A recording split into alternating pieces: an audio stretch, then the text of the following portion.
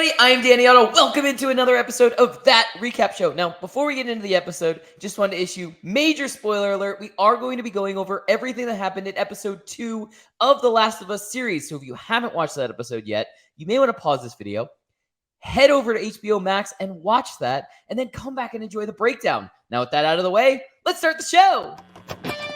Poppin' Off presents That Recap Show.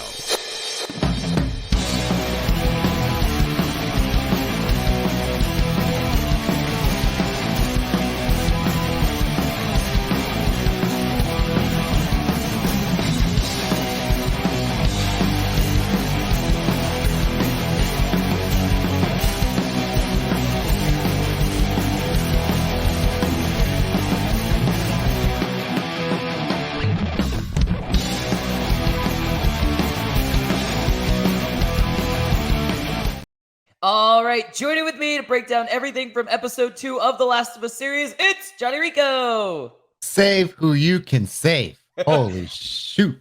I would like to go home and spend time with my family. Me too. Holy My shit. gosh. That cold open. Holy shit. We have so much to get into from this episode. I just had to start out with that because they started out the episode with that. So I felt like it was very fitting. But what I'm going to start the episode out is a little bit more humorous. I feel like is what we need. We need before we get into that cold open that we had. That we were talking about this before we even started. That was like 9 to 12 minutes of a cold open. So, whew. All right. So I'm going to reel that back. You can get into the cold open. I'm going to start out with a little bit of funny stuff.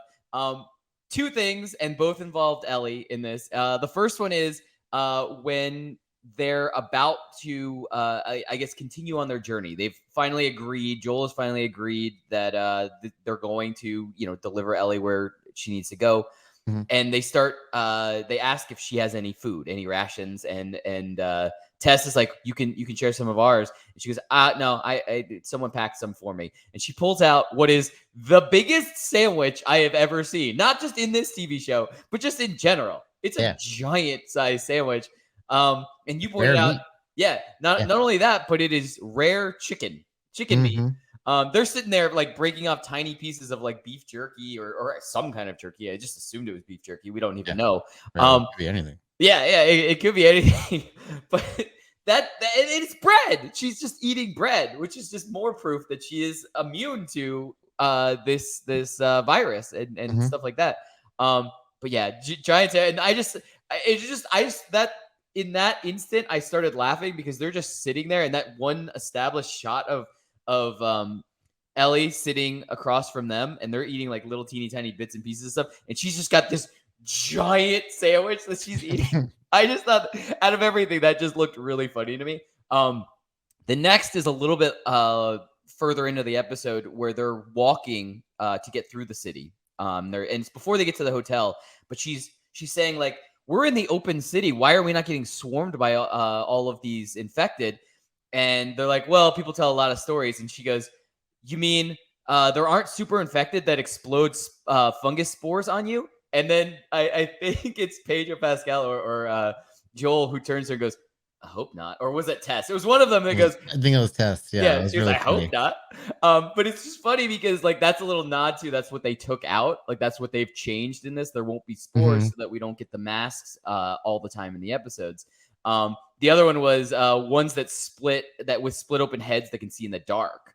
Oh, right. Yeah. Which is very possible we could get after we did get some real live action shots of some other infected, which have looked phenomenal, but I will get into that more later. But those are just two really funny instances that just made me appreciate Ellie's character a little bit more, and also the showrunners and the director and everybody who's doing this, just little nods to like what's different in the video game and what we're gonna get here. I just thought that was really funny to have in the episode, and just little funny parts here and there. But Rico, what were some of your initial impressions of episode 2?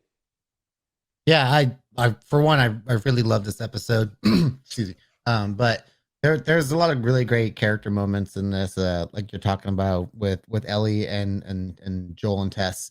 I love the little scene when they get into the hotel and kind of like in the games, like when Ellie kind of sees something that interests her, she would go off and be like, "Oh wow, look how cool this is." Uh, just kind of giving you that reminder that she is still a kid at the end Yeah. of the day. Like she might be this kind of hard and cold little shit talker, but at the end of the day, there still is kind of like that childlike wonder that all kids kind of have. And of course, it immediately brings her back to reality right away when she pulls that little barkeep thing, and there's the dead body right there. Yep. But again, great character moments like that. Um, but yeah, we were talking about that cold open. Boy, oh boy.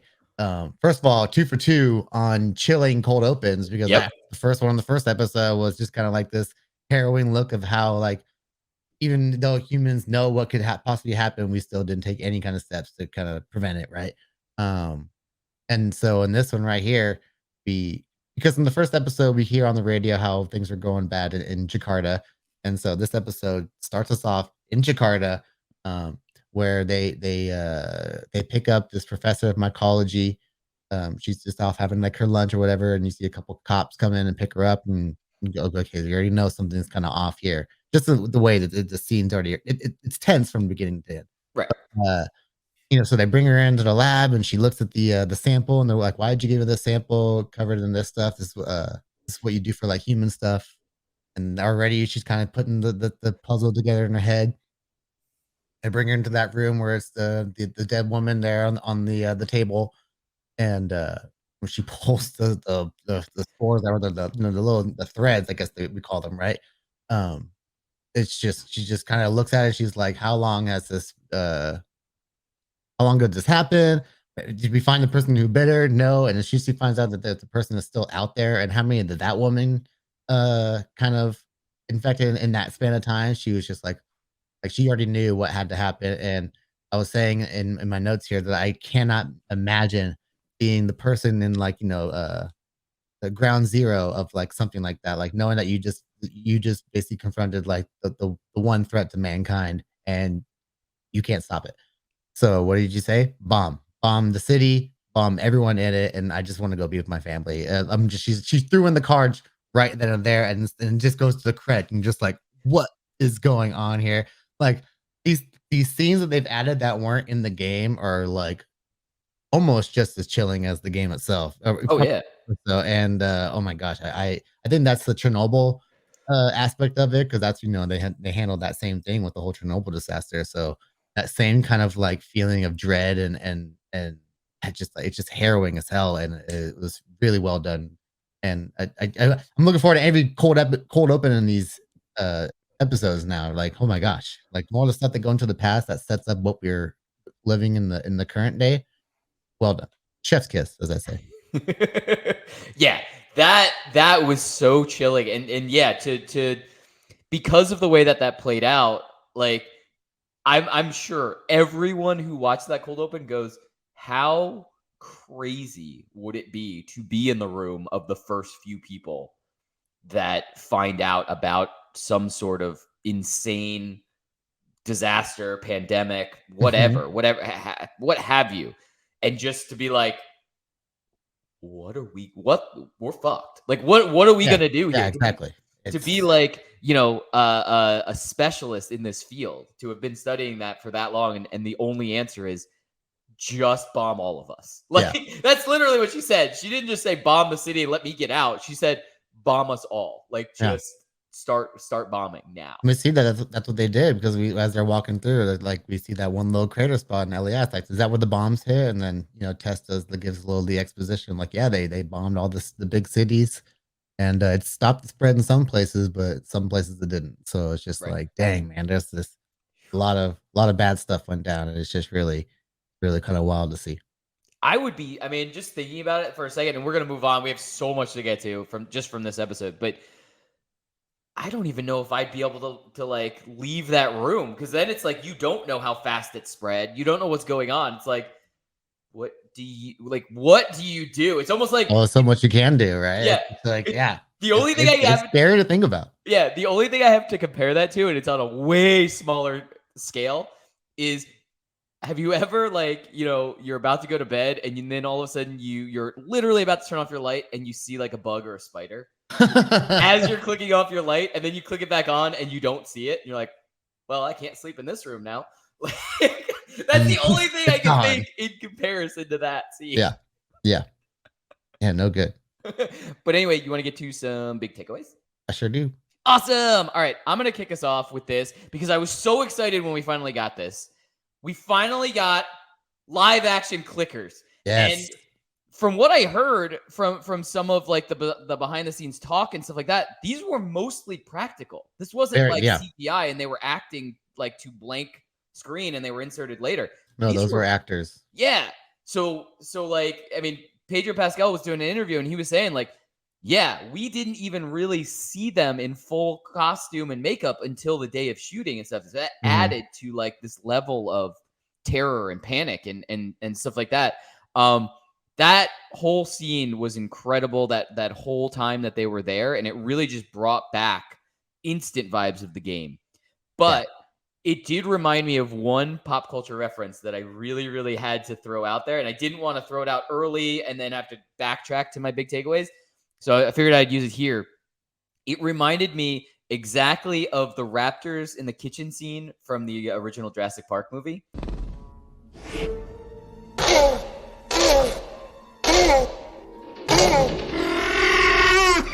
Where they have to be absolutely silent, and we have like the raptors, and even the raptor sounds that they were making is very close to the clicker sounds that they were making. Yeah, a little bit, yeah. Yeah, and I just immediately thought of that, so I had to. I mean, I immediately like my biggest takeaway is that the live action clickers looked incredible. I'm looking forward to seeing them, more and more throughout the show. Obviously, now that we've been introduced to them and we see what level threat they are and stuff like that. But that pop culture reference immediately popped in my head when I saw the show the first time. It was perfect. But Rico, what were some of your big takeaways? Yeah, we were talking a little bit about this before the show, but if you guys watch past the episode credits, they kind of, they do the episode preview for next week. But they also do like this kind of inside the episode kind of special look, thing where they talk to the creators and sometimes the actors of the like kind of the main actors of the episode. And they do this really cool thing where they talk about the creation of the clickers and making sure how they wanted them to be accurate to the game. And I remember when you hear that sound in that scene the first time, because I have a nice little surround sound, and the sound is not it travels around, and when you hear it, like, it sends a nice little chill down your spine. When you hear that sound and you hear, like, again, players of the game, like they said in the special thing, there's like players of the game know, like when you hear that sound, oh, that's the clickers. But the people who've never seen it before know that that's not good. And they do a great job of portraying that scene in general, where I love the little subtle game references, like when they're told, we don't want you to just be quiet, we want silence, and that's just letting you know, like, shut the fuck up. And so that's basically the gist of it. But so they're sneaking around, they have the little tussle, and this is also really cool details of the game. Like, you might get into like a tussle with the clickers, but if you run away long enough and you find cover, they get back into their mode where they go back into searching, and they do that once. And then Joel does the one thing that I remember from the game that always scared me, which was he stepped on some glass. And I remember that was one thing you have to watch where you walk. One little stepping on glass, that clicker jumped right back on him, which I just, the attention to detail in this show is just incredible. I love that. That's kind of what the benefits of having like the creator of the game involved, right? Is that you can tell you like, well, we did it like this, and this is how we should probably do it, and this is how we can do it and make it like make sense and make it look good. So that part is incredible. On top of all that, I really love the cinematography, and on the show there's some beautiful shots, like one of Ellie walking across on the wooden bridge, and you see like the city in the distance. Even in the first scene when they walk outside and you see the scope of the building, stuff like that. Of course that's all edited in, of course, but it, like, you couldn't tell if anything. But even all the stuff they have to walk through, the set design, everything, like the work that went into making the show look like it does in the game. A lot of post-apocalyptic sets look like that probably, but there's like this uniqueness to The Last of Us that the sets really have, which is the fungus going up on the buildings, stuff like that, all that little stuff. That the buildings look gorgeous, like even in this like kind of like a dead state, this post-apocalyptic state. There's like this beauty in the set design and the way they have like these dead infected kind of woven into like the big fungal kind of like growings all along the walls and stuff. That it's really creepy when they're walking up the stairs and you're just seeing these like what you think are like vines from like from the cordyceps, but it's just people, and you're like, what in the world is going on? And of course, Ellie steps on the hand, and he's like, ooh, like I didn't mean to do that. And it's just like, and then you see the difference between that and then what the clickers do to that one guy they find out who just gets ripped apart, and Ellie's like, what the hell did that? So yeah, man, there's there's a beauty to the violence in this that I really love, and the creator of the show from Chernobyl, who they talked with at the end of the episode, he said this really great thing is that Neil Druckmann, the creator of Last of Us, just he does a thing with fear and he makes it gorgeous. And I'm like, yeah, it's a weird thing when you can do that and make those two things kind of cohesive, right?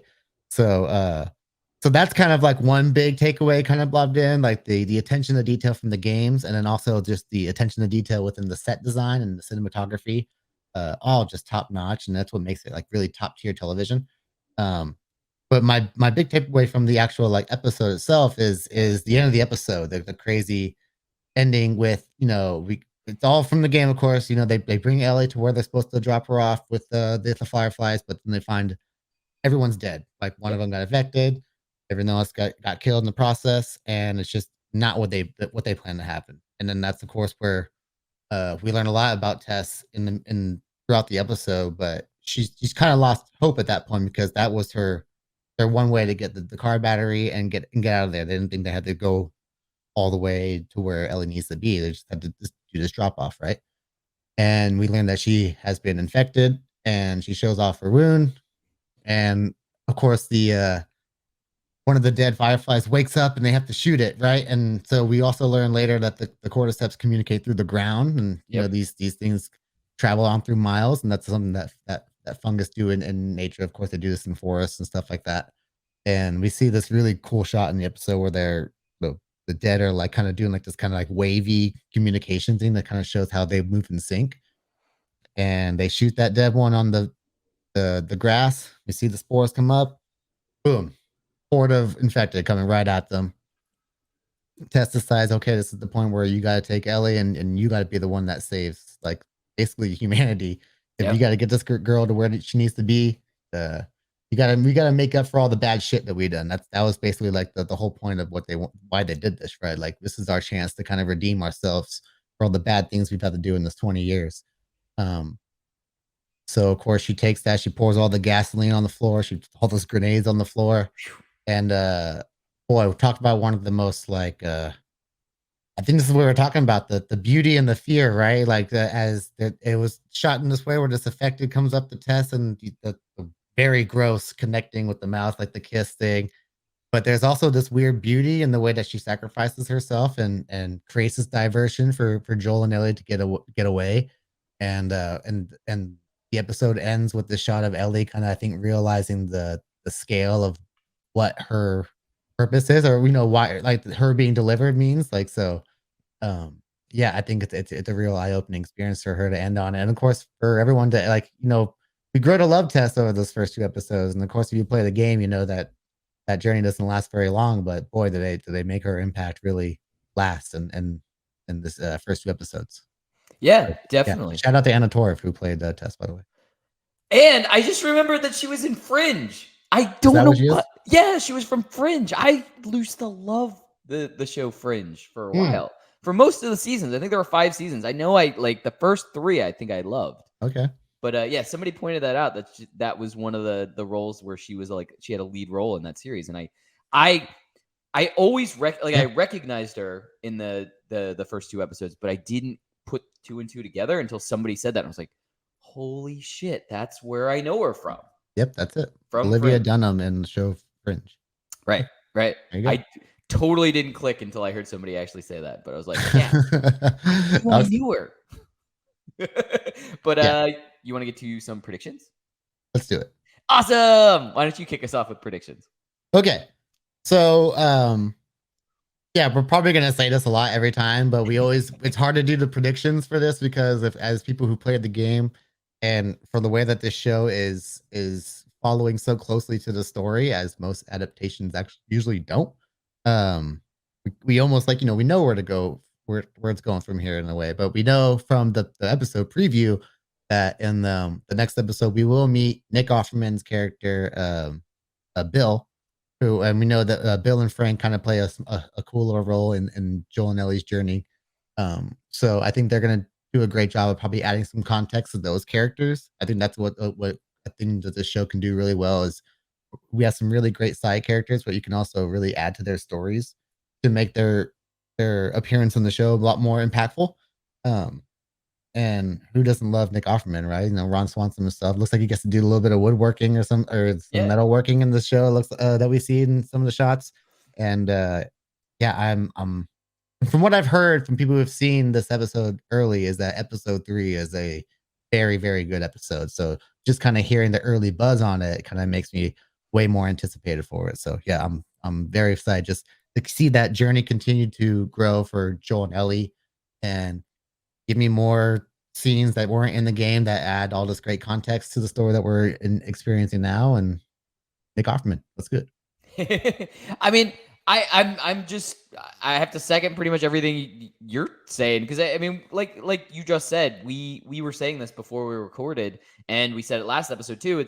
It's really hard to predict when we kind of know key events that are going to happen. We know they're going to happen, but they are changing little things that are making the TV show a little bit apart. So like we know we're not getting spores, which they did a little funny nod to in this episode. And like threads or they call them, right? Yeah. Right. Tess's death was different. We still had Tess's death and sacrifice, but it was different. It happened in a different way. Yeah. So military terror was chasing them. Right. So I'm wondering if we'll get a nod just like they did with, us not getting spores, if because Tess did a sacrifice against the infected versus like the military, if we're going to get a nod to the military like in the next episode and we're going to see like they're still in play, because very easily they could have taken out the Firefly people that they were supposed to be meeting up with. Yes, one of them could have been infected anyway, but it could have all happened at the same time is what I'm saying. We don't know. We didn't have any context of that. And just like when I was bringing it up to you before we even started recording, maybe it was just spinning too many plates at the same time. Right. But the fact that they know, at least half their audience is coming from, I've already played this game. I know key things. They could just, not go with a fake out or anything like that. But in the back of everybody's mind that has played the game before, the military is still a threat type of thing. Right. It could be there. So maybe they're going to play up on that and be like, look, there's going to be military, there's going to be infected, there's going to be Fireflies, and there's going to be Joel and Ellie. Like, right. And we could see all of we'd see little clips to that. So like, my only prediction is, and it's not even really a prediction, is I'm interested to see if we will get a nod to show us that that is a threat still. Well, you gotta think there's got to be some ramifications for Joel killing the one officer. Yep. That they find him dead at this post, and then who did this, and then who knows? I might come back either sooner rather than later, but I have a feeling it's going to come back at some point. Yeah, absolutely. But yeah, as always, I am excited to see. Like, we know what key events could be happening, but I'm excited to see how we get to them, and I'm excited to see, just like you said, some expansion on smaller characters and side characters and stuff like that, and just I don't know if I can handle another cold open as harsh as we got this episode, but I'm all for it, and I'm very excited to see what the next cold open happens to be. Yeah, for sure. I'm ready. Give me everything this show's giving me. Yeah, as we always say, that's what we think. Let us know in the comments below. What did you think of episode 2? What do you think is going to happen next? Are you coming from a place of already played the video game, so you know what the key events are? Or are you coming from, I've never seen anything, and I'm just like here for the ride? Either way, I think this show is great, and I'm all for it, and I cannot wait to see what happens in the next episode. And as always, don't forget, like, subscribe, and turn on notifications to hear about all of our video and audio podcast releases. Bye, everybody. Popping Off presents That Recap Show.